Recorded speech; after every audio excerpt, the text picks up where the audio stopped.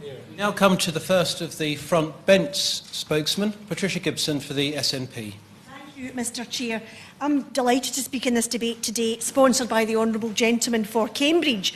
And I want to thank him for the very constructive and thoughtful and comprehensive exposition he gave to the Chamber of this issue. By way of preamble, Mr Chair, never a good way to begin a sentence, but by way of preamble, in recent weeks and months, I have spoken in this chamber, as have many others, calling for a UN ban on the sale of cosmetics tested on animals. I've spoken on puppy smuggling, I've spoken on puppy farms, the ivory trade, and a whole range of animal welfare issues. And my constituents in North Ayrshire and Arran care deeply about these issues, as people care about them right across the United Kingdom, because they are hugely important to our constituents. We are a conglomeration of countries, a political union that cares very, very deeply about animals. And today in Scotland is actually a very auspicious day, because today in Scotland is the first country in the United Kingdom to enact legislation banning the use of wild animals in circuses. And I sincerely hope that other parts of the UK and indeed the rest of Europe will follow us in that. I will indeed. The honourable member for giving way, and it's a very pertinent point, because I've been told so many times that we couldn't bring in a unilateral ban on wild animals in circuses because the EU wouldn't let us. And yet we hear that many other countries have done so. Slovakia did so this week. So clearly Brexit was being used as an excuse, or sorry, being in the European Union was being used as an excuse. I think the Honourable Member makes an excellent point. I don't want to wander too far away from the focus of this debate, but what I would say is we've heard today, in reference to the issue of fur sales, that there might be issues while we're still in Europe. And I think we have to be careful about finding reasons not to do things, because you can always find 100 reasons not to do something. If the political will is there, I think that we should really make a greater effort to do what needs to be done. Now, as for the sale of animal fur in the UK, we've heard that this has been illegal across the UK for a considerable period of time, and we know that this happened because it was a response to the public simply making it known to their politicians that fur farms are an affront to decency, and it simply would not be tolerated any longer. And it seems to me that consumers across the UK have been leading this debate, as they often do when it comes to ethical choices, and particularly with reference to animal rights. Yet still, each year around the globe, as we've heard, more than 100 million animals are killed just for their fur, either through being trapped in the wild, which accounts for about 15% of those killed, or from fur factory farms, which accounts for about 85% of those killed. The animals farmed for their fur, most commonly but not exclusively mink, are wild animals and are held in the most appalling and unnatural conditions, as was set out for us very, very clearly and chillingly by the Honourable Member for Cambridge, the Honourable Member for Clacton, the Honourable Member for Morley and Outwood, and the Honourable Member for Bristol East. They are held in these appalling conditions until they are eventually killed for their fur, usually by gassing or electrocution. And those trapped in the wild are most commonly caught in leg traps.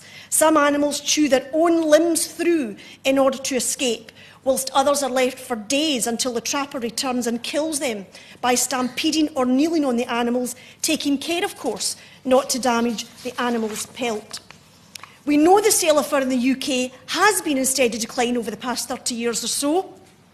And, Mr Chair, I am no fashion icon, as you can probably tell.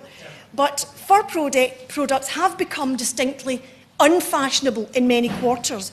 And as I've already said, consumers are way ahead of us in Westminster, since they have made an ethical choice and have been turning away from fur over the last 30 years, although the volumes of sales are still very disturbing, as the Honourable Lady for Garston and Halewood pointed out, and I want to thank her for her very powerful speech.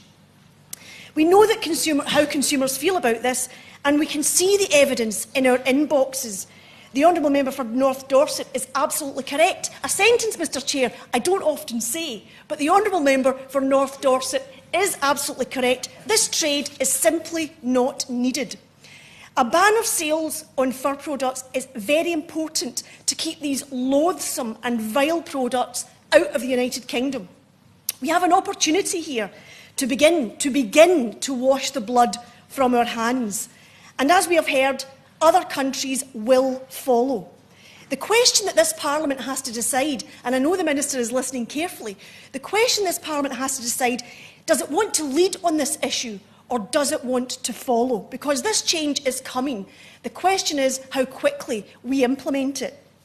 And the Honourable Gentleman is absolutely correct in his earlier comment that we must deal robustly with ruthless operators in the supply chain who will try, when we have a ban, they will try to pass off real fur as fake fur. And that is something for which we must make sure we are ready.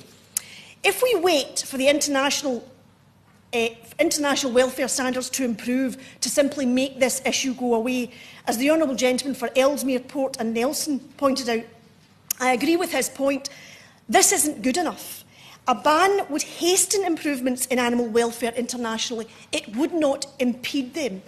And we cannot, as my former head teacher used to say, we cannot move, Mr Chair, at the rate of the slowest caravan. The UK public, in numbers that are growing all the time, is appalled by the suffering caused to animals by the fur trade. A YouGov poll in February of this year showed that 69% of the British public support a ban on the import and sale of real fur, regardless of their political affiliation. So this cuts through any voting behaviour and any other belief system that people might have. The World Trade Organisation has indeed set a precedent for such a ban, as the Honourable Gentleman for Cambridge pointed out. Following challenges in Norway and Canada, the World Trade Organisation upheld the right of the EU to ban trade in seal products on the grounds of public morality, and noted that commercial seal hunts pose inherent dangers to animal welfare, and this ruling was upheld on appeal. So the door is open for such a ban on the sale of animal fur in the UK. The door is open. The question is whether the Minister will allow us to walk through that door. Of course, we know that all lucrative endeavours bring with them powerful lobbyists, such as we've seen with the tobacco industry. The latest example in the fur industry is an organisation called Welfur. I'm sure the Minister is aware of the comprehensive and rigorous scientific review of animal welfare standards and welfare, which concluded that welfare is not able to address the major welfare issues for mink and foxes farmed for fur, nor is it able to address the serious inadequacies in current labelling and regulation, as I am sure the member for Garson and Halewood has also pointed out. For myself, and I believe for many people in the UK, the issue before us today is really, actually, when you get right down to it, it's really quite simple. If we banned fur farms, and we've heard this today repeatedly, if we banned fur farms because of the cruelty they inflict on animals, then it is simply not sustainable. Indeed, it is actively hypocritical to allow the sale of real fur in the UK. It suggests that the suffering inflicted on animals for fur is absolutely fine, as long as it's not done in the UK. Well, Mr Chair, it is not fine. I believe this. I think probably everybody in this chamber believes this, and I know that any constituent who's contacted me believes this. If something is wrong because it is cruel, then it is wrong, regardless of where it occurs. And the best message we can send today is to show how strongly we believe that by refusing to allow real fur into the UK for sale. We have outsourced this cruelty, as the Honourable Member for Morley and Outwood has pointed out, and it is not good enough. No matter what animal we are talking about here, the cruelty inflicted is simply not justifiable or acceptable.